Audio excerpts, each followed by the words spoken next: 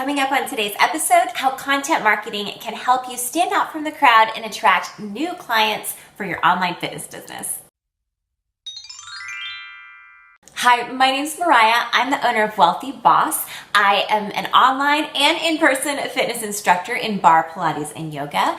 And I'm also a consultant for fitness professionals who are looking to expand their impact and their income online. Now, if this is your first time stopping by, welcome. I would love for you to subscribe. Every week I bring practical step-by-step information for helping expand what you do into the online sphere. Today we're going to be talking about what content marketing is and how to best utilize it so that you can attract your tribe and grow more and more people into followers and eventually paying customers. So what exactly is content marketing? Content marketing is the method of giving away really free, valuable information in spaces where people already hang out so that they learn to trust you with their time, build a loyal relationship with you, and then eventually trust you with your dollars in exchange for your premium offerings. Now, we use the word content a lot, and content is kind of a big catch-all word, basically meaning anything that you give away to someone.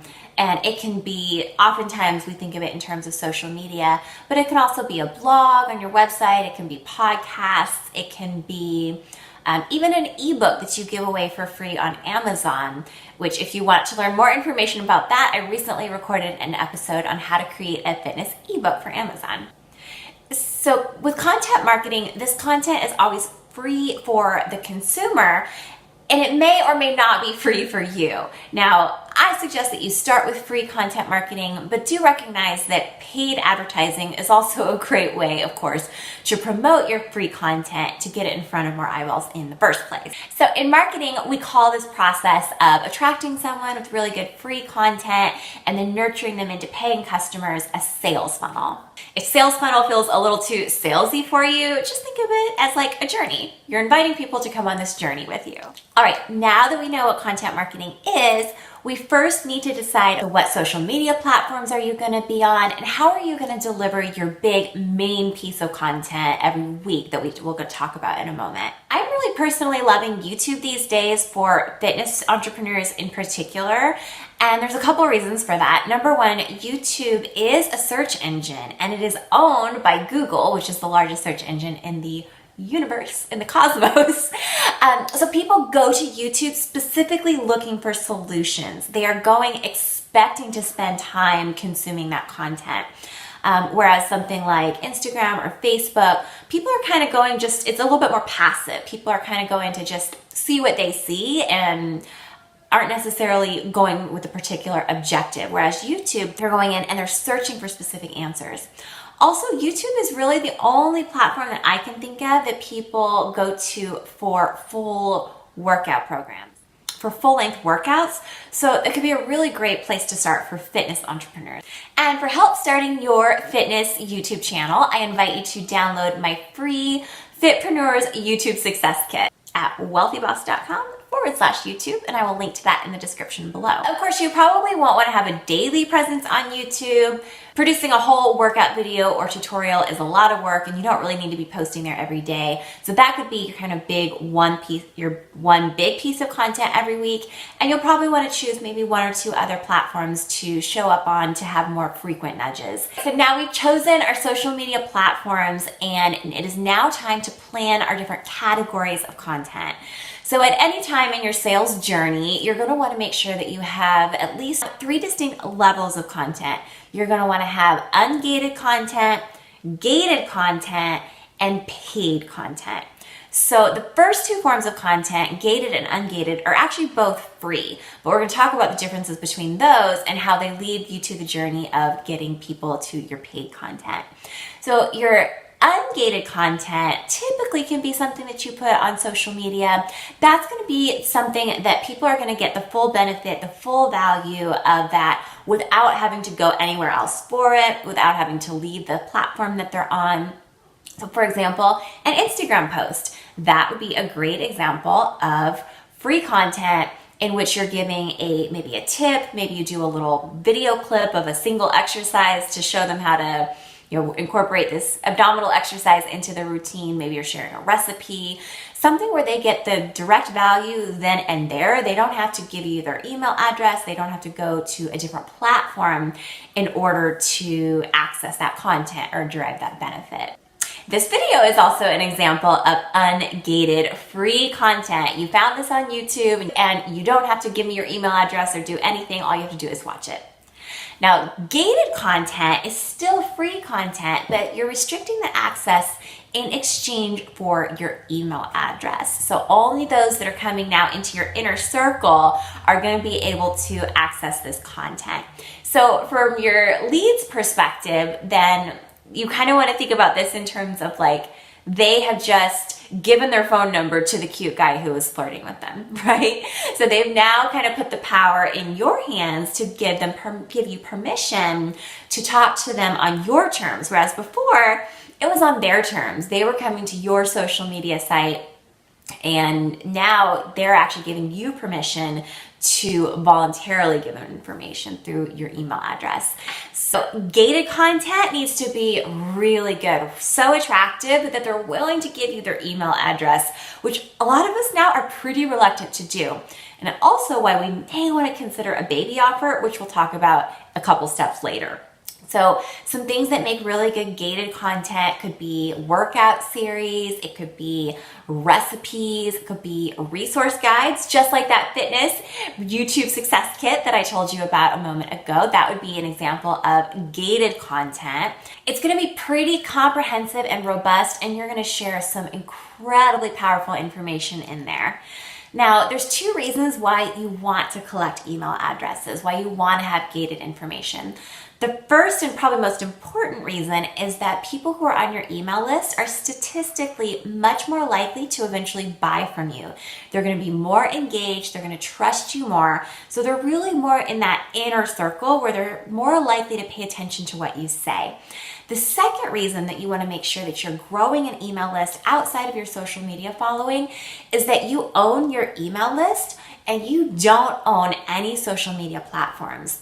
At any given time, if you have, I don't care how many followers you have on Instagram or on YouTube, you don't own the rights to those followers. So you could do something maybe unknowingly that violates the terms and suddenly lose your account. Who knows? YouTube could go under next month. I don't think that's going to happen, but in theory it could, and then you would lose all your followers. Or maybe, which is much more likely, the algorithms change. Entrepreneurs found this on Facebook all the time, and that's why I don't even mess with Facebook anymore, because the algorithm kept changing. So you could do really well with it one year, and then the next year, suddenly getting your content in front of eyeballs didn't work the way that it used to. So that's really important, why you want to keep collecting email addresses to help build that trust in that tribe. Third level of content that you're providing is, of course, your paid content. So your paid content is what people are ultimately going to buy from you. Now that can be, of course, all different things. It could be your workout program, your full-length workout program. It could be one-on-one training sessions from you.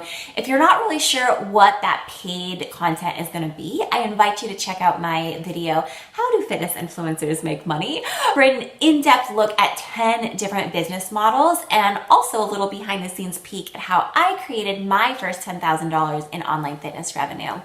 Now, one thing I will say is that you do not have to stress about having your paid content already ready to go before you start doing the first couple of steps of content marketing. You can still be putting out ungated content, and you can still be collecting email addresses through gated content even before you know what your paid program, product, or service is going to be.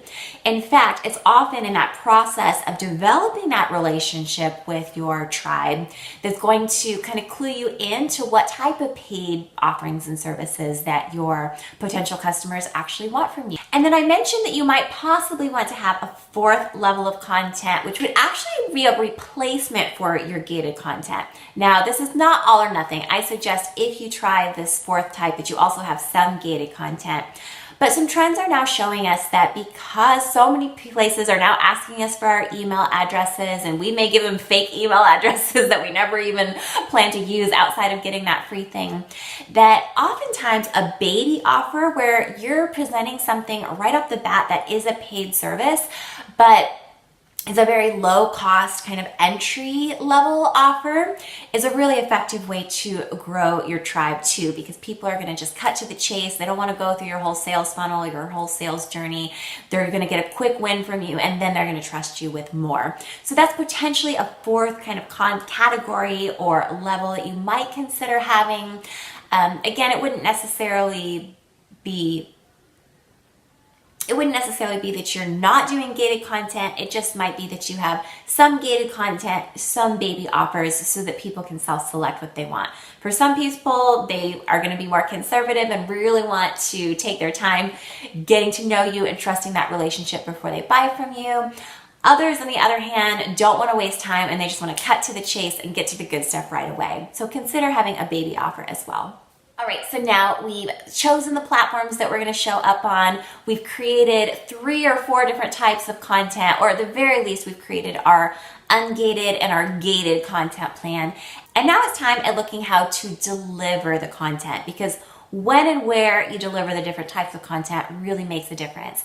Most marketing professionals are going to tell you that you want to spend about 90% of your content on direct value posts, meaning that what you're giving them is that ungated benefit where they're getting a quick win directly without ever having to leave the platform. So it's your recipe, it's your exercise that you show them how to do on an Instagram video. It's maybe something motivational, maybe just inspiring them. Maybe you're sharing something vulnerable about yourself to build that community and that rapport, which is creating that benefit, making them feel loved and connected. So about 90% of the posts that you share or content that you create are going to want to have that direct value. Only 10% are going to want to directly promote your paid products or services, if you even choose to directly sell at all. Some content marketers will actually never mention their paid products at all on social media and only mention it through email. I'm not necessarily saying to do that, but I do think you really want to have the deck stacked more so in favor of that direct, immediate benefit through your posts. And even use some discretion with your gated content. Of course, you want to be inviting people, sharing with them how to take that next step, but that still needs to be balanced out with a direct value, because if they're showing up on your social media site and they aren't getting any direct benefit from the social media posts themselves, they don't really know how to gauge whether or not your gated content is going to be that good. So make sure that you're really putting some of your best work, your juiciest advice in the free ungated content that you provide through social media or your blog or your podcast or your YouTube video. And you also want to make sure within that free value-added information that you're doing daily nudges, or at least frequent nudges. Maybe it's every other day on a platform like Instagram or Facebook. And then once a week, think about delivering something a little bit more substantial. So that could be a tutorial, that could be your blog post. And then of course, just sprinkling in those calls to action to go further with your gated content and your paid premium services. I recommend putting this all together in a content calendar or a posting schedule, knowing ahead of time what your goals are in terms of how frequently you post, and making sure that you take some time to group all of that content at once, and making sure that you're setting aside some time to create that content all at once so that you're not having to scramble and do this every single day, because I know you probably have classes that you're teaching, you have in-person training clients that you're taking. For more information on managing your time as an online fitness entrepreneur and balancing that with the in-person work that you do, I invite you to check out my video, How to Start an Online Fitness Business, Time Management Tips for Entrepreneurs. All right, so you are now well on your way to becoming an expert content marketer and inviting those clients to come with you on that sales journey so that you can help more people online. Now, the gated content tends to be one of the things that stumps new entrepreneurs the most. So if you're not really sure what you would create as your lead magnet, go ahead and drop us a comment and below. Let us know a little bit about what you do so that we can help you brainstorm that content for you. And if YouTube is one of the platforms that you intend to create content on, don't forget to download my free Fitpreneur's YouTube Success Kit at wealthyboss.com/YouTube. And again, I'll link to that in the description below. If you found this video helpful, it would mean so much to me if you hit that like button. And don't forget to subscribe so that you don't miss a thing. Next week, I'll be talking about audio tips for your YouTube fitness channel. And until next time, have a great week.